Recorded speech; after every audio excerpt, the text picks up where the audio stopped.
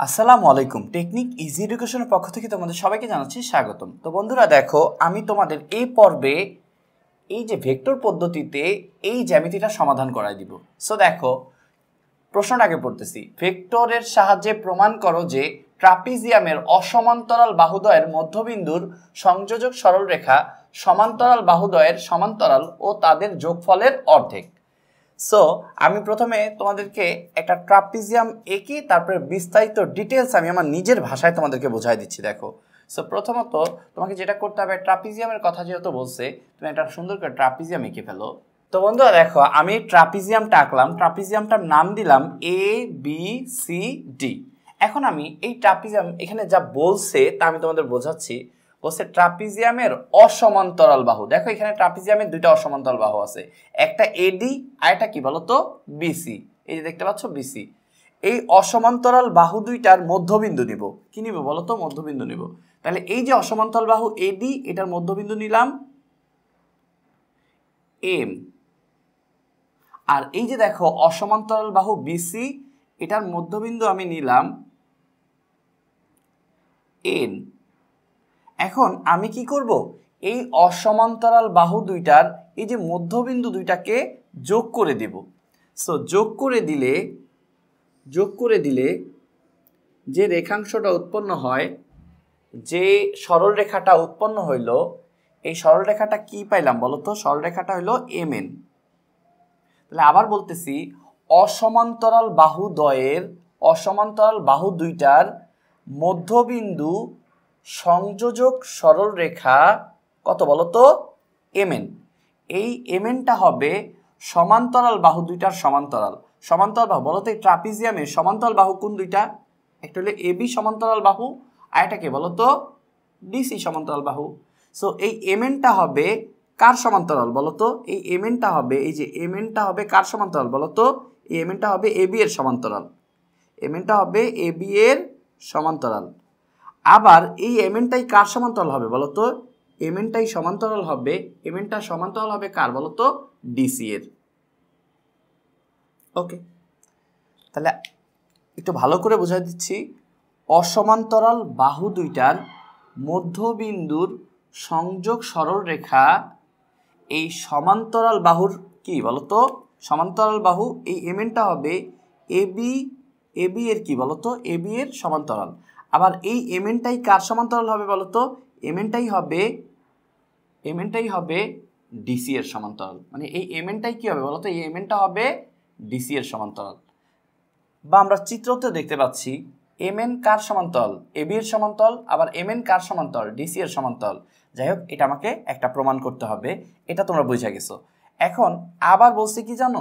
আবার বলছে এই যে অসমান্তরাল বাহু দুইটার মধ্যবিন্দুর সংযোগ সরলরেখা এমএন, এই এমএনটা হবে কি জানো? সমান্তরাল বাহু দুইটার যোগফলের অর্ধেক। সমান্তরাল বাহু দুইটার যোগফলের অর্ধেক। তাহলে সমান্তরাল বাহু কি আছে বলো তো? একটা আছে এবি আর একটা কি আছে? ডিসি। সমান্তরাল বাহু দুইটার যোগফলের এই যে দেখো অর্ধেক লিখলাম। ওকে, তো আমার মনে হয় এই যে এটা তোমরা বুঝে গেছো। ওকে, তাইলে এই সরলরেখাটা কি হবে? সমান্তরাল বাহু দুইটার সমান্তরাল। আবার এই সরলরেখাটাই কি হবে বলতো? সমান্তরাল বাহু দুইটার যোগফলের অর্ধেক। তার মানে এবি আর ডিসি এই দুইটার যোগফলের অর্ধেক হবে। সো আমার মনে হয় কি প্রমাণ করতে হবে এটা তোমরা বুঝছো। এখন আমি তোমাদেরকে এটা প্রমাণ করে দিচ্ছি খুব সুন্দর করে। প্রথমত আমরা এটা প্রমাণ করব, তারপরে আমরা এটা প্রমাণ করব।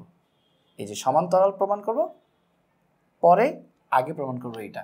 সো এটা কিভাবে প্রমাণ করব হইলো, ধরো এইখানে আমরা লেকচার 3-তে দেখাইছি যে প্রসঙ্গ বিন্দুর সাপেক্ষে কিভাবে অবস্থান ভেক্টর কিভাবে মানে ফাইন্ড আউট করতে হয়।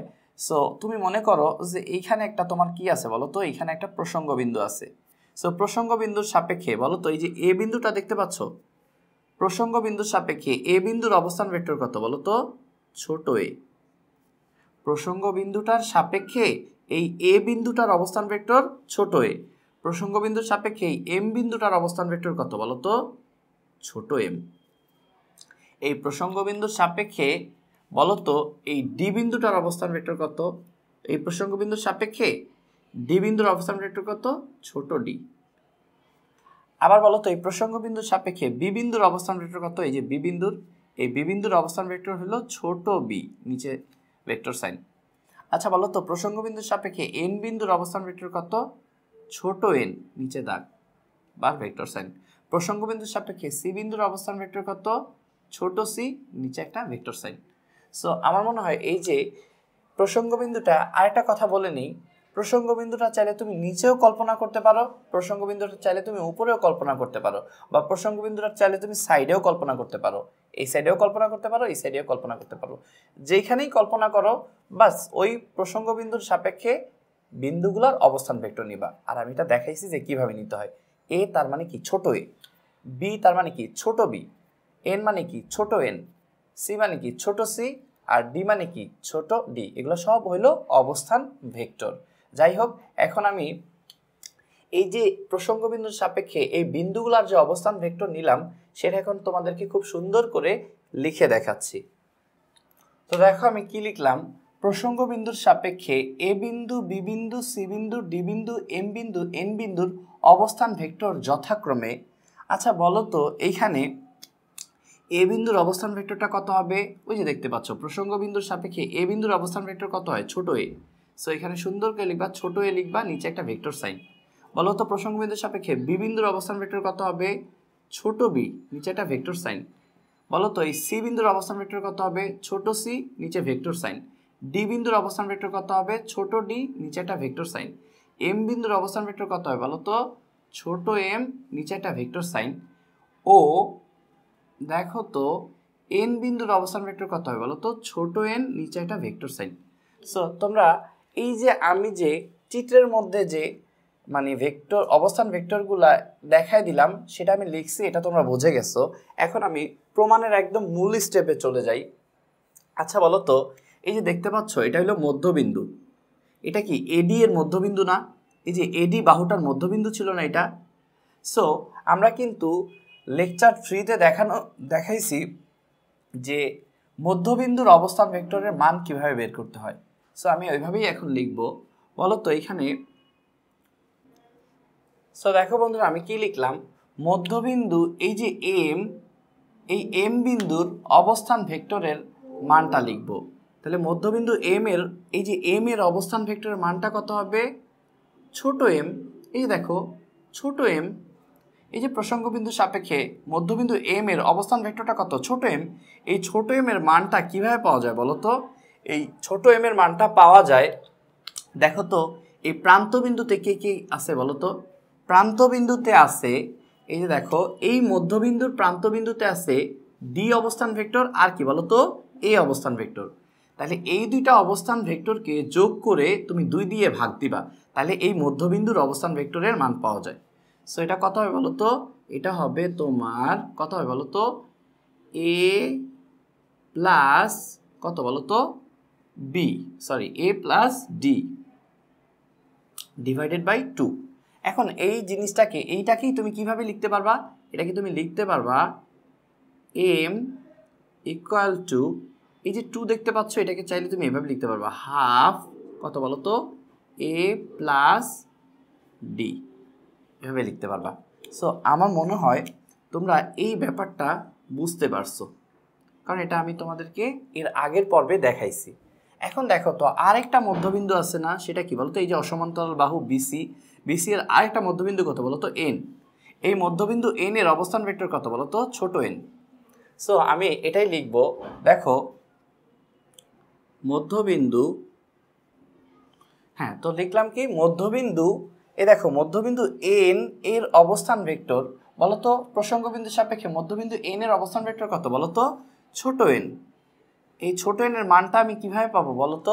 ছোট এন এর মানটা আমি পাবো, দেখো তো এই মধ্যবিন্দু প্রান্ত বিন্দুতে কোন দুইটা অবস্থান ভেক্টর আছে? একটা আছে সি আর একটা আছে বি।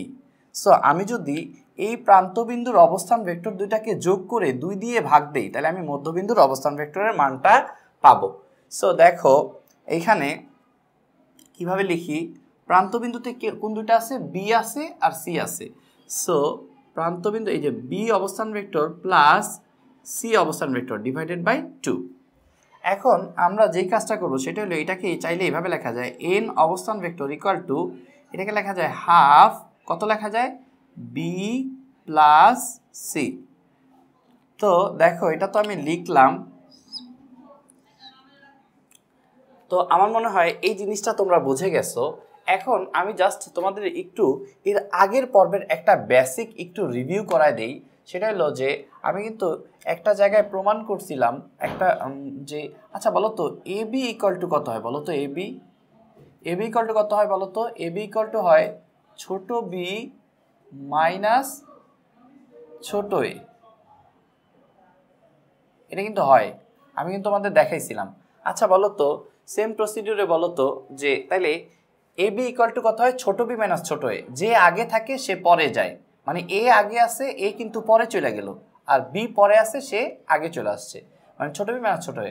অনুরূপভাবে আমি যদি বলি বলো তো এম এন ইকুয়াল টু কত হয় এম এন ইকুয়াল টু কত হবে এম এন ইকুয়াল টু হবে ছোট এন মাইনাস ছোট এম। দেখো এম আগে আছে এম কিন্তু পরে চলে গেছে, সো এটাও মনে হয় তোমরা বুঝতে পেরেছো। তাইলে এই প্রসিডিউরে আমি এখন লিখব। যাই হোক আমি লেখার আগে তোমাদের একটু ভেক্টর সাইনটা দিয়ে নেই। ভেক্টর সাইনটা মনে করো একটা ভেক্টর এম থেকে এন এর দিকে অবস্থান করতেছে, এম থেকে এন এর দিকে অবস্থান করতেছে। সো এই যে দিলাম ভেক্টর সাইনটা। এখন দেখো আমি যদি লিখি তাহলে এম এন ইকুয়াল টু কত লিখতে পারি বলো তো এম এন ইকুয়াল টু লিখতে পারি ছোট এন মাইনাস ছোট এম, এটা লিখতে পারি। সো এখন দেখো প্রমাণটা আমরা কিভাবে করি। তো দেখো এখানে এম এন ইকুয়াল টু এখন আমরা এই যে এন এর মানটা বসাই দেব। বলো তো এন এর মানটা কত half B plus C. So আমি বসাই দিই half B plus C minus M এর মানটা বসাই দাও। এম এর মানটা কত বলো তো এম এর মানটা দেখতে পাচ্ছ হাফ এ প্লাস ডি, তাহলে হাফ এ প্লাস ডি।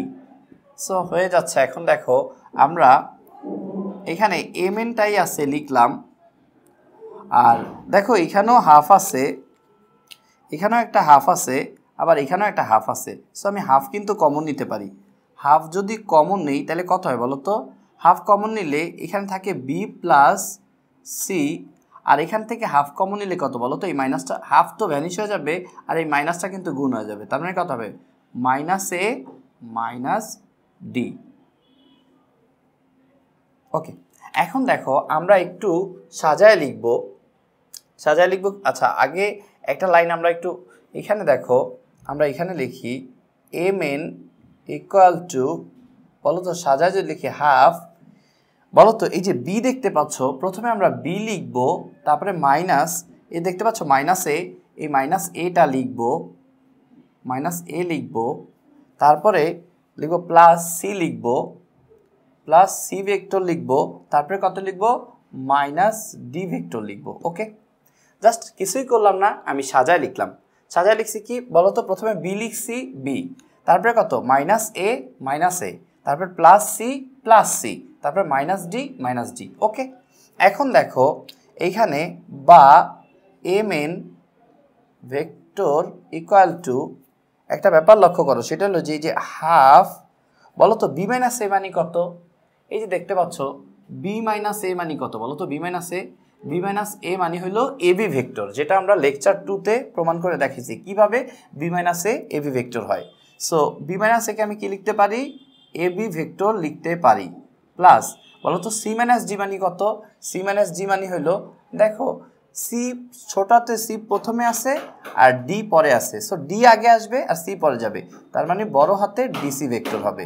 তো দেখো বন্ধুরা তাহলে দেখো আমার কিন্তু প্রমাণ হয়ে গেছে M N equal to half, এই যে M N vector equal to half AB vector plus DC vector. দেখো আমাকে কিন্তু ভেক্টর পদ্ধতিতে প্রমাণ করতে বলছে, কিন্তু ভেক্টরটা কিন্তু রাখতে বলেনি ভেক্টর চিহ্নটা। সো আমি ভেক্টর সাইনটা উঠাই দিব। ভেক্টর সাইনটা কে উঠাইতে পারে বলো তো আগে আমি লিখি। দেখো এই যে এম এন ভেক্টর, এ দেখো হাফ, এই যে AB vector plus DC vector.